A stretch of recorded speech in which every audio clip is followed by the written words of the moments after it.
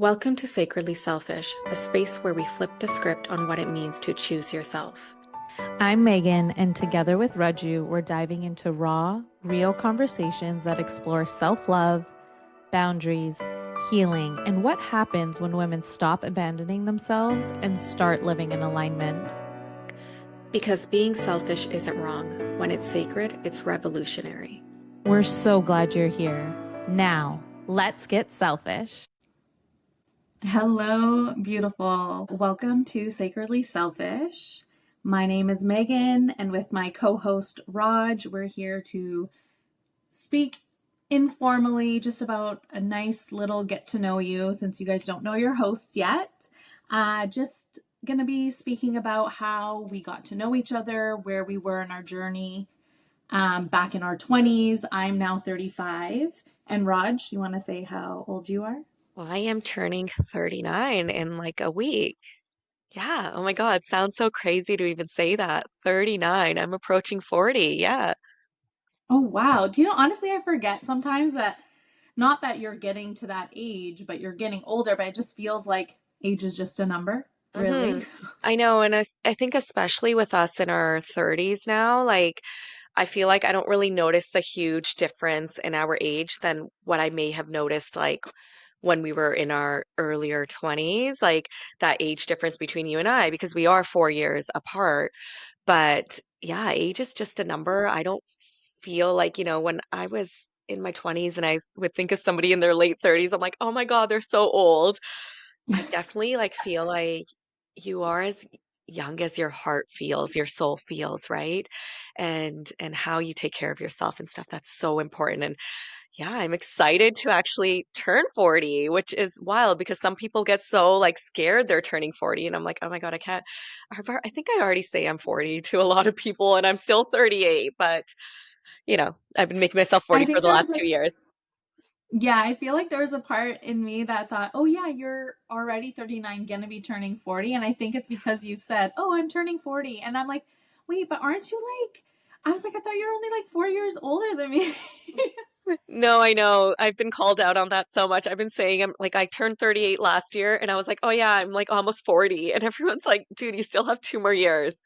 But that's Yes. that's just whatever. Anyway, so I'm excited for my 40th in another year. But yeah, I'll be 39. So that's exciting in like a week. So because from when we're recording today, I'll be 39 in a week, which is September. But yeah. So do you want to? Oh, so Raj and I originally met for the first time in, oh gosh, what was it? 2010, 2012? 2011. No, it wasn't 2012. I got married in 2012. It was Oh, so maybe 2011, I think. 2011. Yeah, 2011. Yeah, we met through work. She was a student. I'm an RN, and she came on my floor to do her preceptorship for unit clerking back then. And I remember seeing this very timid um, girl. I think you were like 19 or 20 or something at the time. I think And I was 21 at the time. were you I'm pretty sure I 21? was 21. I think so. In 2011, I was 21, or I had just turned 21. Okay, maybe. I don't know. The math's not mathing, but okay, that's fine because I got married at 25, so I don't know. Anyway, so maybe 2011 you were turning. You okay, I don't know. Anyways, that's besides the point. Anyway, she was this totally like timid. I remember she was timid, she was quiet, she'd just smile over and I was like, "Oh," I'm like, "Hi." And I was like super social at work, even though that was not me like in my personal life, but I felt like at work, I think because it was like my comfort zone, my environment. I was very new to my career at the time as well too. So here there's the student doing her preceptorship and I just went over and I was like, "You know what? I'm gonna talk to her." I'm like, because this was the place I was making friends at the time. I was new to the city. I mean, only a couple of years into the city, and I was new, and work was kind of the place I had started making a lot of my friends at. So I went over and I started talking to her. And I don't know what you remember from that experience, but I remember being like, she's gonna be my friend one day. We're gonna become friends. I remember really thinking that she's gonna become my friend. That's so sweet. All I was thinking in my head is, oh my God, I don't want to be here. I'm so nervous. I'm so scared. How am I going to speak to people? I was very shy. I felt like I didn't really have much to speak about, and I was like, okay, like what if I end up failing at this preceptorship? What if I don't get it and these people are like, who is this girl? I had all these fears and so much worry going into something so brand new. And I think you don't know what you don't know, obviously, like going into a new environment, being in the hospital for the first time. Like I was going from school setting to school setting and then into a hospital work environment, and the fear and the anxiety was really prevalent. So I remember seeing you. At the what is the front desk called? I haven't worked in healthcare in a very long time, but the I don't know. front desk? Yeah, I front don't know. desk. Yeah. Yeah, so I saw you sitting there charting, and I was like, oh, okay. Also, I had like this perception of like, oh God, a brown girl, she's gonna be so mean to me. and Little does she know, and that was it was not, I was like the opposite of that.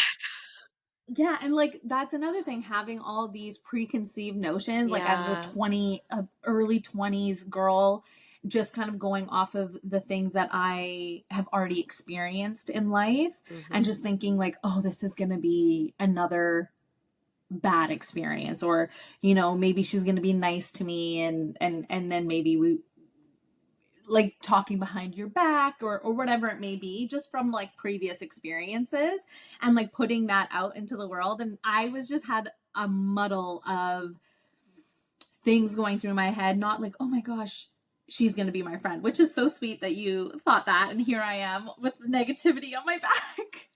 No, and I think that's just kind of what, like, I've had those feelings surrounding friendships a lot, even sometimes into my 30s. Like my experience from my friendships back in my 20s, definitely like that. When you have things like that happen in your life with friendships, you do have that wall up, and you kind of group everybody in the same category until you get to know the person. And I think slowly our relationship just kind of organically happened. I think I don't remember the details around that. We probably exchanged numbers or whatever. Our friendship happened. And you were at my bridal shower, you were at my wedding reception. And yeah, and I think from there our friendship grew.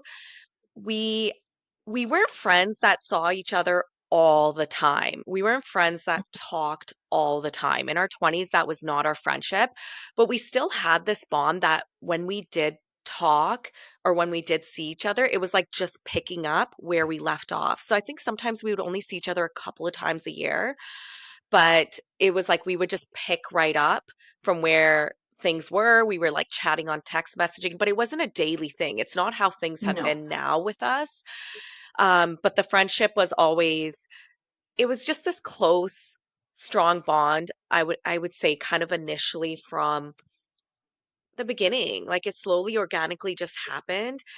And throughout our 20s, I think we were both navigating, I was navigating a new marriage. You got married eventually as well too, and we were just kind of trying to discover ourselves, and with that, obviously, we had our own lives on the side, and then we had our friendship. So, but I'm like really proud of how we stayed connected through all of our different chapters of life, right? So that's my Yeah, I feel like also like when we I started so young at the hospital, and like getting to know you, it was mostly our friendship stayed within the realm of the hospital. Like yeah, we were working like what, 12 hours together or yeah, whatever it may be. So majority of our friendship was a work-based friendship, and we would text on the side here and there. yeah. And then as soon as my preceptorship kind of ended, I was trying to figure out, okay, where am I going to get a job? And then I happened to get hired on that same floor. They ended up just offering me a position when it came up. And so we had a couple of those years to be able to grow that Mm-hmm. friendship. Mm-hmm. And then after a while, I ended up at, I can't remember, I think I went to the BC Cancer Agency. I got a full-time position there. So that's when we had to keep in touch, and then we'd see Yeah, each other a few times a year, or like at lunchtime, if she was working and I yeah, was working, we'd go for lunch. Something small, and that was eventually blossoming into where we are today. yeah. And you're right, we've had so many things happen in our lives. As you said, like you got married, I got married. I also got divorced. And like just also the growing pains in which we didn't know who we were at such a young age, and you think that you know everything at that time, and like you don't want to hear what anyone else has to say because you're gonna make your own choices and you're gonna make your own decisions anyways. And then I think that's a really big part of growing and evolving. And so when all these things were happening in our personal lives, you had major things happen. I've had major things happen. And to watch the evolution of our friendship, it could have been so easy for us to fall out of touch, to not be speaking every day. And we speak every day now. Like you're one of my closest, best friends. And I don't know, had we not gone through all of the things that we have encountered in this life, I don't know if we would be sitting here together, starting this podcast, wanting to share with other women about pouring into yourself, being able to stand on your own 2 feet, and giving love. Like, I think that's so important. Is we as women sometimes, like me especially, I'll speak for myself, have these walls up. Like I was saying, how I walked into that hospital as a student who had these walls up and these preconceived notions of, oh, this girl isn't gonna like me. And that was so far from the truth. Like we have all these ideas in our head that not necessarily are reality. We are creating our own reality. And so I think it's so important to give yourself grace. You're a baby at 20 years old and you're growing and you're changing and you have to make these mistakes. And I think sometimes people, I know I did this myself, is like, I not regret the past, because definitely now I'm so grateful for everything that's transpired and has gone on in my life to get me to the point where I am now. I'm not shy. I am not timid. I speak my truth. I want to be seen. And that was never always the case for me. From like very like teenage me, even like 12 years old, 10 years old, I was always hiding. I was always hiding, and I was never meant to be hid away. My voice was meant to be out and shared and to teach other women and help other women as much as possible. And I'm just so happy that now we've created this podcast in order to find our people, for the people who are going to listen and enjoy this message that we have to share, and the community that we are going to build. Yeah, and I think it takes experiences to really understand. And I'm not saying it always takes a tragedy or traumatic experience for you to get to where you are. You can do this even having a stable life currently. But it's really, I think it's just going through experiences and learning who you are and making the mistakes to get to where you need to be to really discover who your true self is. So I'm really excited to go down this journey and for you guys to get to know Megan and I and who we are, and just a little snippet of our background, and we'll discuss that in today's episode. A little snippet of our background of, you know, how we kind of got to our sacredly selfish life.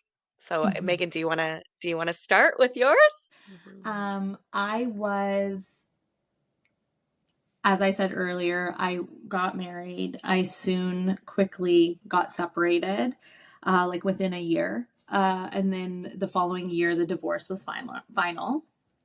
And so I was navigating so much of this new version of me. I was very scared. And I think going from, especially an Indian background, getting married, I got married in Mexico, and I had everybody fly out, like 150 people fly out. So there was a lot of shame and guilt, thinking, how dare I get divorced after all these other people have spent their hard-earned money to come to my wedding. And I just felt like it wasn't allowed. and I could make it work. I actually really quickly knew that this marriage wasn't going to work, but I kept trying. We did counseling. We tried to make it work. We separated quite a few times, got back together thinking it would work, and it just didn't work. And that's okay. And you can change your mind at any point in life. You're not stuck to the choices that you make when you're in your 20s. And I am living proof of that. And so the divorce or the separation after a year of marriage happened. And then I won't speak too much into it, but my sister ended up paralyzed. And within 7 days or 6 days of me separating from my husband, or ex-husband now. And that was so huge, so monumental. My sister's like 3 years younger than me. She is my best friend. Oh, I'm going to cry. She is my best friend.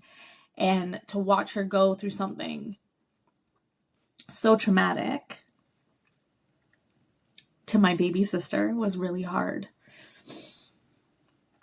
And then it also put into perspective that, hey, life is short. And life is really short, and you never know what's going to happen. So I ended up, let's just fast forward. I ended up in a really deep depression with everything that was going on. I was trying to find myself again. I didn't even know who I was. I had completely lost myself. And so navigating that, I happened to, a few years later, in about, I want to say 2023. So this had all happened in 2020. And then in 2023, I was just so done with life and so done with like, oh, this is all it's ever going to be. I had no passion. I had no purpose. I didn't know why I was here on this planet. It just didn't make sense to me. And I'm like, this can't be all that there is. You know, this can't be it.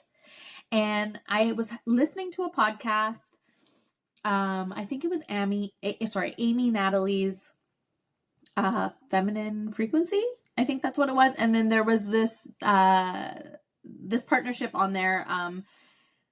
And they were like a guest. It was the New Truth podcast. So and I really loved their message, and I was like, okay, I'm gonna switch podcasts. So I was a cheater when it comes to podcasts, and so I switched on over to the New Truth podcast, and I was listening to them like religiously. I was like, oh my gosh, this is so good. And from there, I was like, you know what? What's the harm? There is this woman, Kate Harlow, and I was like, what's the harm in going onto her website? And so I went onto her website. I filled out all the things that you need to fill out, and I booked a call with her. And my soul immediately recognized her soul, and it was like I was meant to go on this journey with her. And I went through this whole journey of self-discovery, working through my conditioned self, who I was as a child, who my soul self was, pouring into myself, truly loving myself. And that was about a year's journey. And then going into her retreat, which was the immersion. And I went to the immersion in April of 2024. And my whole world shifted. I didn't know how to live this life.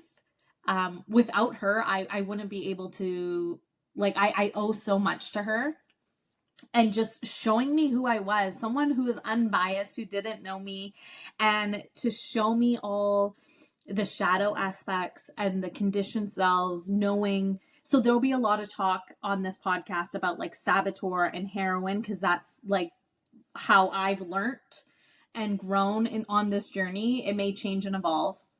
But for right now, like saboteur is like our conditioned selves, and our heroine is our soul self, who we were meant and born to be. And through this journey, I've found dance, I've found writing, I've found a purpose in starting this podcast. And there's been so much beauty in that, and self-discovery and figuring out who I am.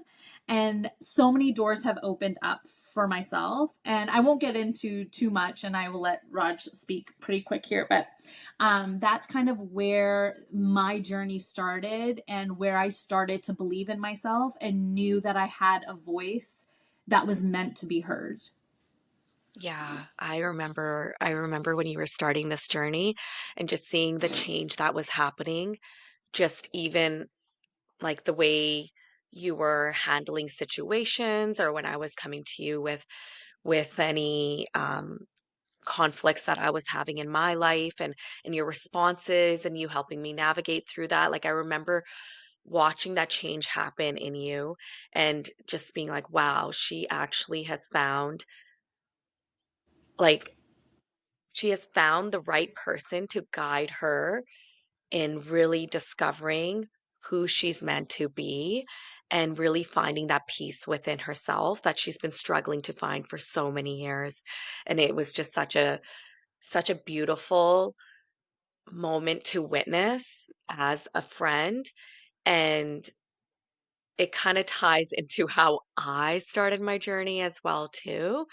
So I'll just back up a little bit. I was born and raised in a small town up north. So I'm not like we live in the Vancouver area, but I am not originally from Vancouver. I was born and raised in a small town up north in British Columbia. And I did my nursing degree up there. As I've said to you guys, I'm a registered nurse. I did my nursing degree up there. I still work full time as a registered nurse. And I was raised by immigrant parents as well too, Indian immigrant parents. And my dad came to Canada when he was super young, like 17 years old. And he really taught, both my parents really taught my sisters and I have two older sisters. I also have a younger cousin who we consider our younger sister because she's lived with us. She's been just with us and like our bond and stuff. So I don't even think of her as a cousin. So we consider ourselves four sisters. But for my parents, I have two older sisters, and my dad and my mom have really taught us like what hard work and really creating the life you want for yourself looks like and just persevering through any obstacle that may be thrown at you. And I think if I didn't see the way my parents really work to raise us and give us the best Canadian life possible and really really instill those morals into us, I don't think I would have been able to get through so much that has gone on in my life, especially in the last few years. So I moved down here to Vancouver at 22, wanting to pursue just this. I want to live in the big city. I don't want to be in this small town anymore where most of us know each other. I just want to get away from there. So I moved here like 22, fresh out of nursing school, got a job at the biggest hospital in British Columbia. And yeah, so that's where my nursing career kind of began. I met my husband 2 weeks into moving down here, and we were literally inseparable right away and super young, learning who we each were. I was trying to learn who I was with this big girl job now at 22. I think I'm 22. I thought I was so mature, so grown. I was a baby. What did I know about life?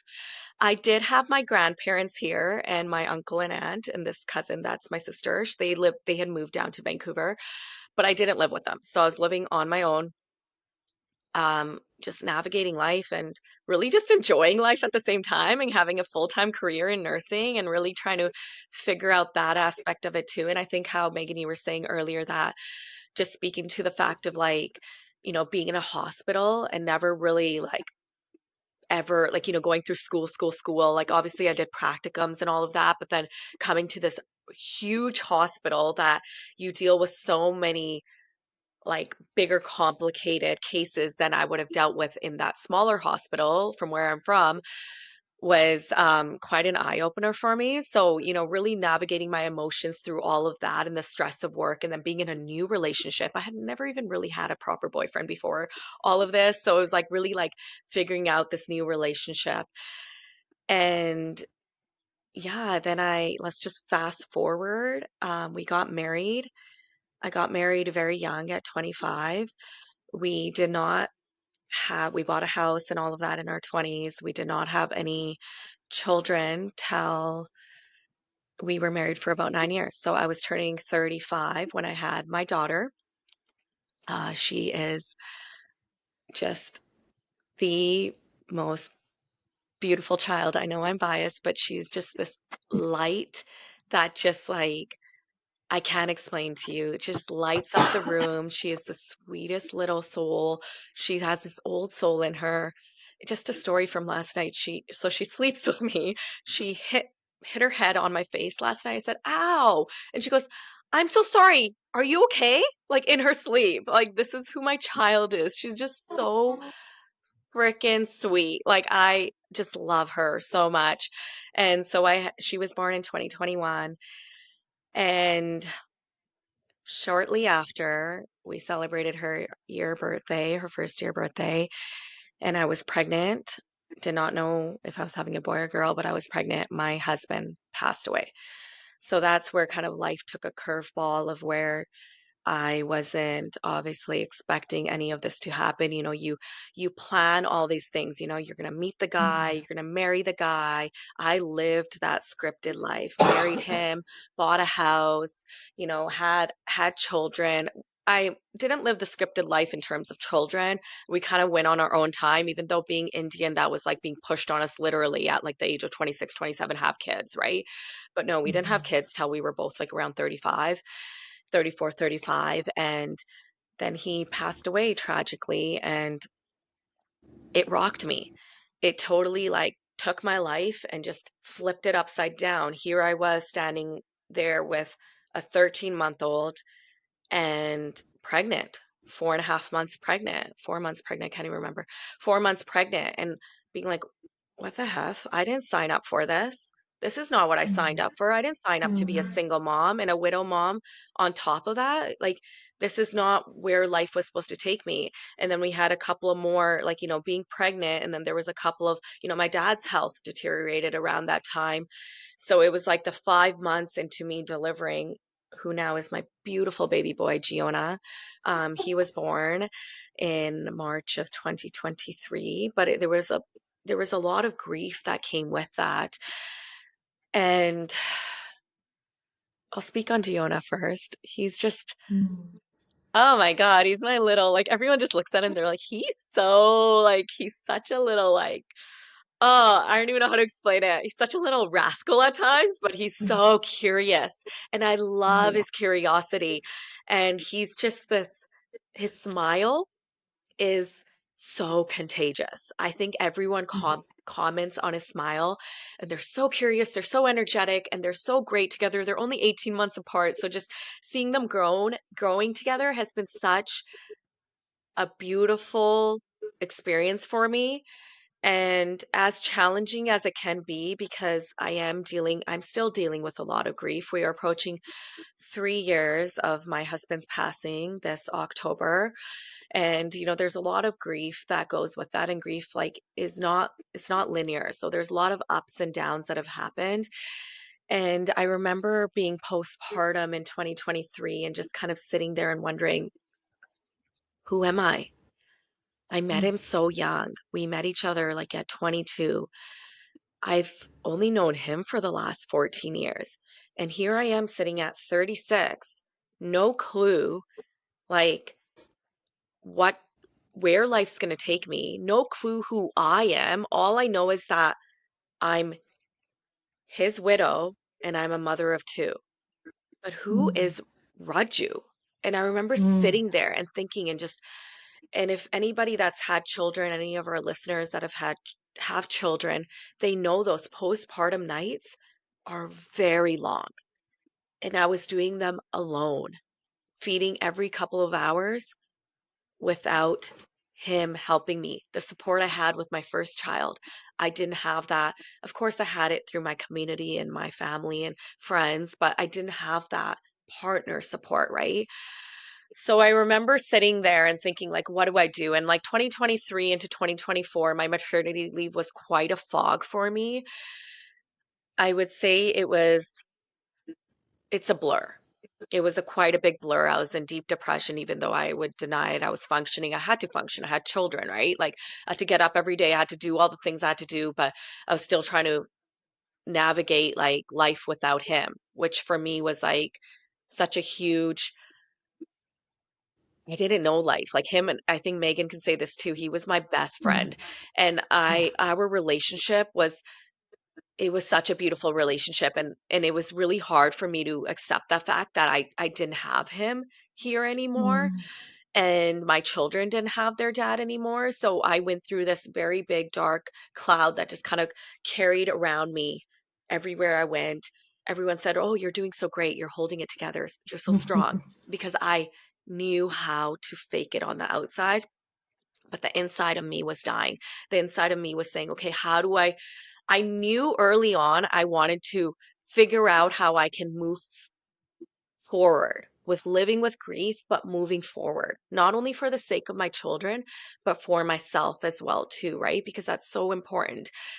And if I'm not okay, my kids are not going to be okay. And I think my kids were that driver in me to really take that action to move in that direction. So then I saw Megan going through this journey, and originally I was like, what the heck is she doing? I don't understand this. Is it a cult? Is it this? Is it that? This is bogus.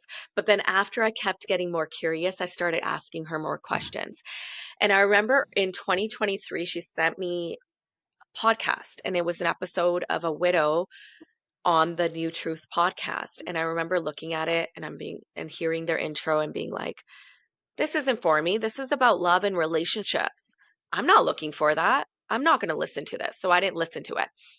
And then I started asking more questions, getting more curious. What is this journey? What is Saboteur? What is heroin? What is all of this? Not really understanding it and asking more questions. And it was 2024 when I started back at work where I think I started getting a bit more space to think, not only as a mom, but actually having that 1 hour commute to my job and really starting to listen to podcasts. So I don't remember the podcasts I listened to, but there were different podcasts I was listening to. And then September of 2024, I started listening to the New Truth podcast, which was the podcast that Megan listened to that got her down this journey.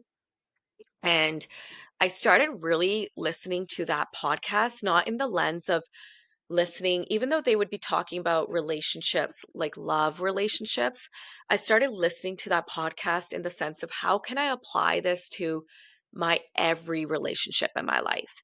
My love relationship doesn't exist anymore. He's in a different soul. He's in a different realm. Sorry, that love has changed in a different way. He's not physically here anymore, right? So, how can I apply this and navigate through all the conflicts I'm having currently? Going through grief, everybody's grief around me, surrounding the loss of him, and how to navigate my life currently as a single widowed mom. And I started applying those principles to my life. And then the curiosity grew and grew and grew. And then it was this year that I decided to pull the plug and start really my mentorship with Kate Harlow. And this isn't a plug for her. We're not trying to like advertise and put a plug in. It's just kind of where our journey has taken us. And I'm very new to this journey. So I'm going to really preface it with that this is a very new journey for me. I'm about 8, 9 months into it. But I can tell you, April was my awakening. April was this moment in me of this year of 2025 that really awakened me. And I had done all this like practice of like planting the seeds in my brain, in my soul, in my heart, in my body of getting to where I am currently. And I can say, obviously, like I said, grief in life is just not linear. So you're going to have the ups and downs, and things are going to come up. But I'm really learning to prioritize myself. And there was a moment in life where I said, I don't have time. I don't have time for all these things Megan's doing. She's single. She doesn't have children. So I was like, I don't have time for that. I have 2 kids. I am a single mom of 2 kids. I don't have time. I work full time. How the F do I even create space for myself? But we'll talk about this in a different episode. But I have learned to create space for myself, and it's really been able to help me navigate through my grief and a lot of the trauma that has come along with it, and just the tragedy around my husband's death, and then really navigating, being a mom and my emotions. And sometimes grief can come out in a more angry way, and I know that can be kind of my way of expressing my grief. And so it's really helped me able to move through the anger, not say, hey, suppress the anger, because that's what I was doing for so long, and then I would explode. But it's being able to kind of really move through that, and really be able to put in practices that no longer feel like I'm being selfish for myself, but it's actually, really growing myself to be able to, if I'm even making any sense, but really growing myself so I can be the best version of myself, but also to be the best version for my children as well too, and for them to be able to see this part of me to help them grow as Mm. healthy emotional beings, right? So it's still, I'm still learning a lot, and it will be a learning process my whole life, because with myself, new seasons happen with anybody. You go through new seasons, you go through new tragedies, you go through, a lot more conflicts that happen in life. And my kids are growing, they're going through new milestones and chapters. So it's really a learning and experiencing and really teaching myself, okay, it's okay. This time, maybe you didn't, it didn't go as planned. And that's the thing about life. Life isn't always going to be as you plan it. Like for me, my life was not how I thought it would be right now, right? I had planned so many plans as a couple and as a family of four. But right now, it took a completely different turn, and I'm trying to make it work, and I'm growing and I'm learning, and just really, it's just been, this journey has been honestly so beautiful. And I'm, as tragic as it is, it's really opened me up to so much more learning that I don't think I would have been able to experience if I did not go through what happened in life. And I don't like to say everything happens for a reason, because I don't think it's fair. My husband has passed away. I'm going to be very honest about that. But without grief, I don't think in this moment I would be where I am and able to really discover the things I enjoy, like doing, and really trying to find a different way to experience life as myself and for my children. Sorry, that was very long-winded. No, you're all good. I think that that was so beautiful. And to touch on, as you're saying, everything happens for a reason. That's, I don't really agree with that also. And then there's a part of me that's like, but if that didn't happen, this version of me wouldn't be here. So I feel like I'm in the duality of them both, that I appreciate all the things now, but when I'm in it, I don't understand it. And when things like that happen with tragedy and someone dies, you don't understand. Like when my brother had passed away in 2019, he was like 35, and I was like, okay, I don't freaking understand this. So there's so many monumental things that happen in our life, and sometimes not. Sometimes you just feel shitty. And this is a place where you can come and listen and know that you're not alone. And so how Sacredly Selfish was born is Raj and I, when she had this huge traumatic event happen, it was like our relationship just grew into something so new, and we were talking every day, and we were visiting each other, and we were there for each other in a different way. And our relationship went from superficial, if I'm being honest, our relationship was superficial, Yeah, it was. to this deep connective, how do we help each other, how do we grow, how do we, like, we had these raw real conversations where either we're angry and we're doing angry voice notes back and forth, or we're trying to figure out, like, why is this person doing this, and then I noticed, like, our voice notes were getting so potent, and I'm like, oh my God, this needs to be a podcast. Women need to hear this, and men, if there are men out there that want to hear this too, Yeah. for sure. But like, this is where it was born. It was born in, I would say, Early this year. December of, yeah, Late it last was year, more early so this year. this year. We had the idea of, okay, like maybe like I feel like we could do this. And I had the idea like back in when 2023, 2024, of doing one.